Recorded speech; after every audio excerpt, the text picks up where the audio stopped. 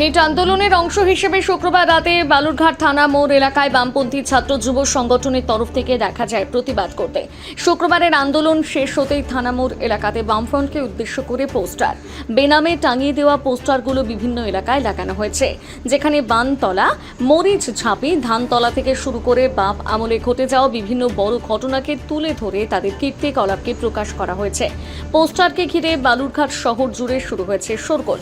বালুরঘাট থানার সামনে ডিভাইডারে এই ধরনের প্রচুর ফ্লেক্স টাঙানো হয়েছে, যেখানে বাম আমলে বিভিন্ন ঘটনাকে তুলে কটাক্ষ করা হয়েছে।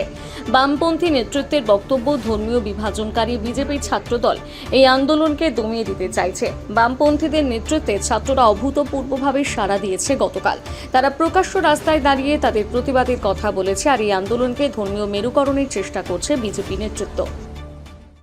বাংলার বুকে ধর্মীয় বিভেদ সৃষ্টিকারী শক্তি তারা এই ধরনের পোস্টারগুলো লাগাবার চেষ্টা করছে এবং এর মধ্য দিয়ে বামপন্থীদের ছোট করাটা এদের মূল উদ্দেশ্য। কিন্তু এটা এইভাবে ছোট করা যাবে না, কারণ বামপন্থীরা যেভাবে বাংলার বুকে জেগে উঠেছে, যেভাবে ছাত্র যুবরা যে আন্দোলনগুলো করছে, বিশেষ করে ভারতবর্ষের যে নিটের মতো পরীক্ষায় যখন ব্যাপক দুর্নীতি ব্যাপকভাবে চলছে এই বিজেপির আমলে, এই মোদির শাসনে, তখন ছাত্রদের এই জাগরণকে তারা আর সহ্য করতে পারছে না। সেই কারণে তারা আজকে এই কাজগুলো করবার চেষ্টা করছে।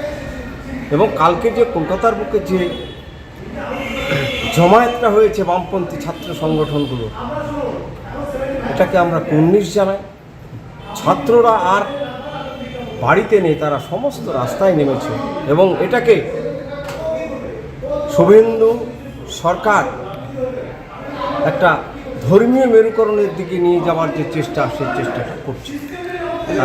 গতকালকে দেখা যাচ্ছে যে এই খবরের সম্প্রচারণ করার সময় বেশ কিছু সাংবাদিকও আহত হয়েছেন এবং তারা হাসপাতালে চিকিৎসাধীন। এই বিষয়টা কীভাবে দেখছেন? এই বিষয়টা ঠিক হয়নি বলবো, কারণ সাংবাদিকদের উপর আক্রমণ করাটা ঠিক নয়। এটা কারা করেছে এটা নিয়েও বিতর্ক আছে, যে আমাদের ছাত্রদের মিছিলে একটা অংশ ঢুকে যারা এই মিছিলের অংশ গ্রহণকারী নয়, তারা এই কাণ্ডটা করেছে বলে আমাদের কাছে খবর এসেছে। অন্যদিকে বিজেপির সাধারণ সম্পাদক বাপি সরকার বলেছেন যে বামেরা কম্পিউটারে বিরোধিতা করেছিল, সেই বামেদের কোনো অধিকার নেই ছাত্রছাত্রীদের সম্পর্কে কথা বলার। পুরো দেশব্যাপী একটা নিট পরীক্ষাকে সামনে রেখে কিছু দেশ বিরোধী ছাত্র নামক কিছু দেশ বিরোধী যারা নোংরা কাজে নেমেছে, সেই কাজের আমরা দেখছি বালুরঘাটেও বামপন্থীরা অতি সক্রিয় হয়েছে এবং বামপন্থীদের বরাবর আমরা দেখেছি এরা মানুষের জন্য কোনোদিন কিছু করেনি। বিশেষ করে ছাত্র রাজনীতিতে বা শিক্ষার বিষয় নিয়ে বামপন্থীদের অধিকারই নেই। যে বামপন্থীরা প্রাইমারি থেকে ইংরেজি তুলে দিয়ে 20 বছর পর বলেছে ক্ষমা চেয়েছিলে, 20 বছর যাদের জীবন তাদের কি হবে? যে বামপন্থীরা কম্পিউটারে বিরোধিতা করে পুরো পশ্চিমবাংলাকে অন্ধকারে নিয়ে গিয়েছে, আজকে তারা সোশ্যাল মিডিয়ায় পোস্ট করছে।